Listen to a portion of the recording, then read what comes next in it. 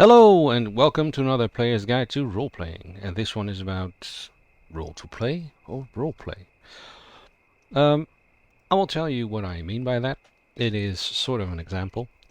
Role-to-play is the very basics of using the rule set of a role-playing game.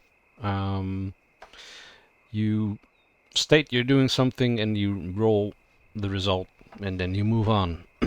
Whereas role-playing is embellishing on and the situation and engaging in conversation and actually playing out what happens. Role to play is usually something beginners do, but it doesn't have to. You can also use it as an advanced player. And role playing is something that more advanced players will turn to. It also kind of depends on the situation sometimes. I will show you a small example in a small situation of the two, and then you can spot the difference. In this, for this small example, I will use the Foundry virtual tabletop as usually, but I will use Dungeons Dragons module 5th edition. Yeah, I will just do the examples and then maybe do some comments after. So usually it starts out with the GM introduction, so let's do that. We are Bob, we are in a small town, we are a watchman, and this is the introduction. It's your turn to do the night rounds. Your fellow watchman of the day shift, Fred, has woken you and has prepared a meal for the both of you. Nothing fancy, but it's better than doing the rounds on an empty stomach. Fred tells you there aren't any peculiarities, just to keep an eye out for Ash, as he's usually up to no good. You thank him for your meal, wish him good night, and head out. So, there we are. We are Bob, a watchman. This is the guard barracks, we're outside. And yeah, well, what's next? Just a side note, I'm doing this in a virtual tabletop, so encounters might come naturally because we move along. Of course, when you're playing tabletop and you're not really moving a virtual token along, but there's miniatures or even pieces of paper or nothing at all, theater of the mind, the GM will interject. So just assume that the GM has prepared the tabletop for now and everything will appear as is intended. So the player might say, yeah, the GM says, well, it's up to you. What do you do? The player will say, I look around, what do I see? So a very passive stance for the player. Just ask a question to the GM and then the GM will describe. A very natural thing to do. And the GM will then say, well, you walk up into the courtyard and there you will see a person who you recognize as a priest standing near the wall of the church. Otherwise it is dark and quiet. At this point the player will probably say something. I approach the priest and tell him to go inside. And then the GM will say, okay, that's your action. Roll persuade. Sure, persuasion. And we'll see what happens. It doesn't really matter, but he gets it. So, in this case, the player succeeded in his action. He rolled.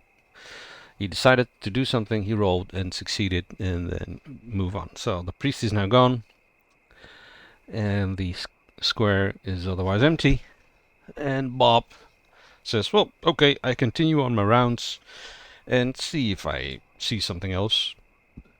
And sure enough, the GM will say, you move a little further in the courtyard and you meet a person, a roguish looking person, and you recognize him as Ash. And again, the player decides to respond with an action and says, okay, I walk up to him and demand that he go home in a affirmative way. So the GM says, okay, well, roll intimidation. There we go. It's an easy test, but he fails. Well, let's say for the purpose of this example that he succeeds, and Ash moves home directly because the player succeeded in his intimidate roll. And so all is quiet again. And then the player goes, okay, well, now I move on and see if I can spot anything else out of the ordinary. And then GM says, well, oh, that's the wrong one. Do investigation or perception. Well, do a perception. Sure. And oh, okay. Well, you move into the corner and you see something near the well, and it turns out it's a bugbear. And as you come closer, it turns to you, and it charges you. So now a fight happens. Maybe this lasts for 3-4 rounds, and then it's all quiet again, and then Bob, the player, can investigate what's going on.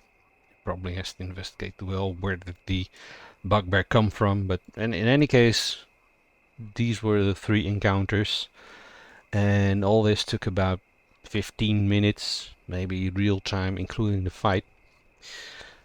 But very simple. The player says, I'm doing this, rolls, and then just, either passes or fails. And the GM then sort of maybe describes what happens in a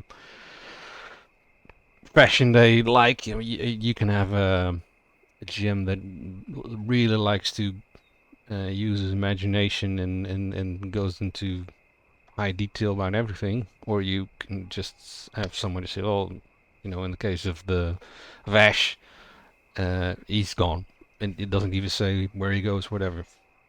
But it's quick.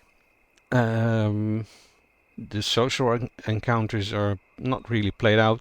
You just say what you're doing, how you react, or what you demand, and then you roll, and then you move on. This leaves a lot of time for the other portions of the game that take up more time, which are usually the combats and the other action-orientated bits of the game. So if you want a quick game, with a fast pace, not a lot of focus on story, then this role-to-play style game is for you. But you can also do it differently. So let's put the priest... Oh, I didn't even move them.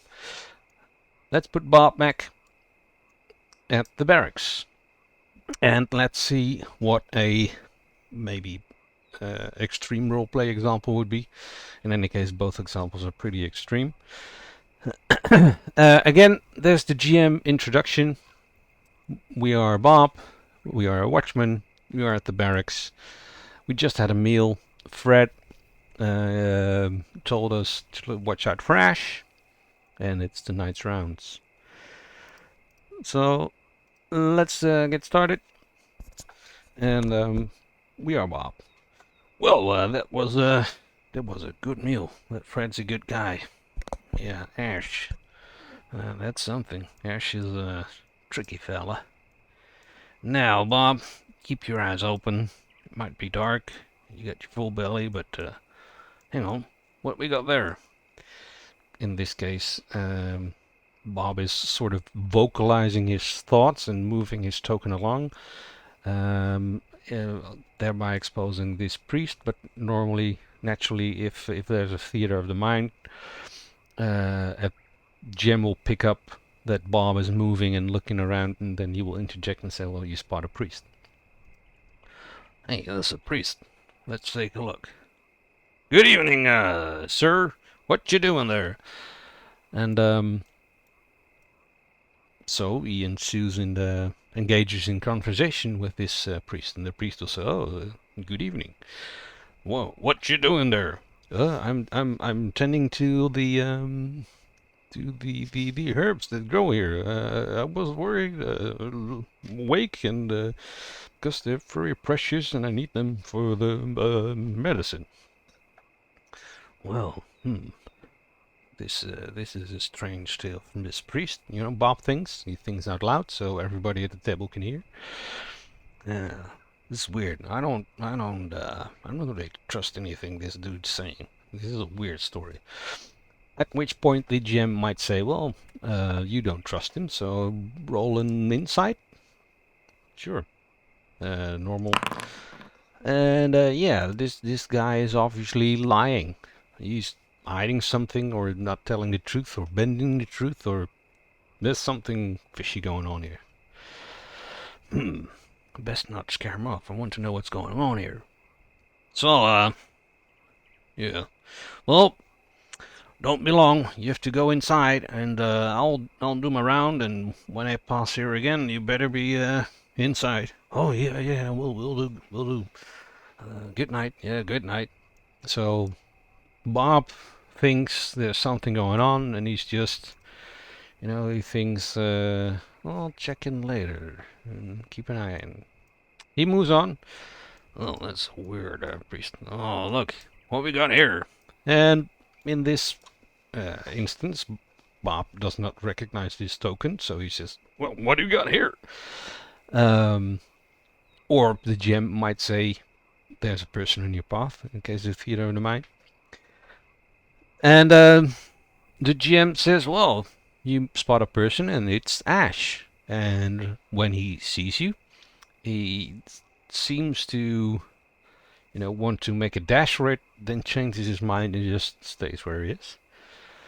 Oh, looky here. If it ain't our friend Ash. The player goes, hey there. What you doing out and about? Just looking for something, sir. I lost a pin. I wanted to give it to my girlfriend, and I bought it on the market today, and I think I lost it here. And again, Bob voices his inner thoughts and says, well, that's a cockamamie story if I ever heard one. And again, the GM goes, well, roll insight. And, well, let's say he fails. And so the GM says, well, you're not really sure. I mean, it is Ash, but he seems to be telling the truth. But the player is also not an idiot. Ash is a known troublemaker, so he goes, sure, Ash, sure.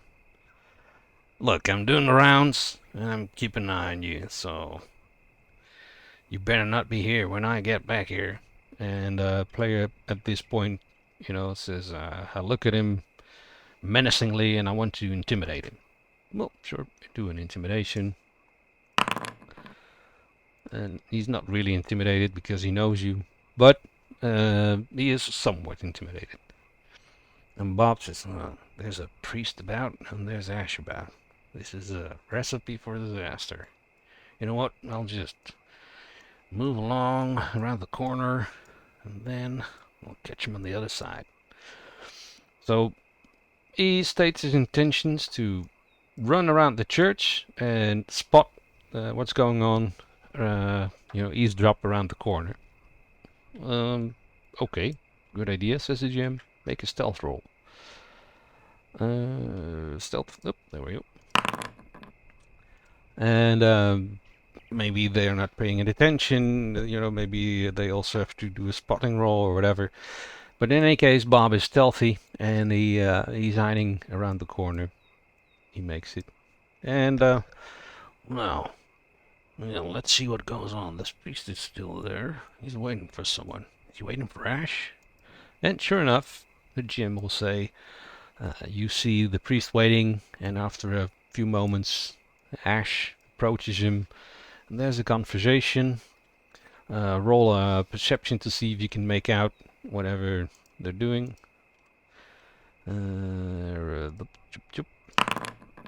You can all just make out some words, and you see a packet exchanging hands, and says, "Is this it? Yeah, it's all there." And something about money, you're not really sure. Well, that's all really strange, especially for the priest. What's the priest want with Ash? This is weird. Let's see where this goes. And Bob waits, and Jim says, "Well, the priest leaves, but Ash remains in place. What do you do?" Well, this is weird. Seems that Ash is not really done yet. Well, let's wait a bit. And the GM says, "Well, you wait 3 minutes, 5 minutes, 10 minutes, and suddenly a figure approaches. You can't really make it out. Make a perception." Again, perception. Wow.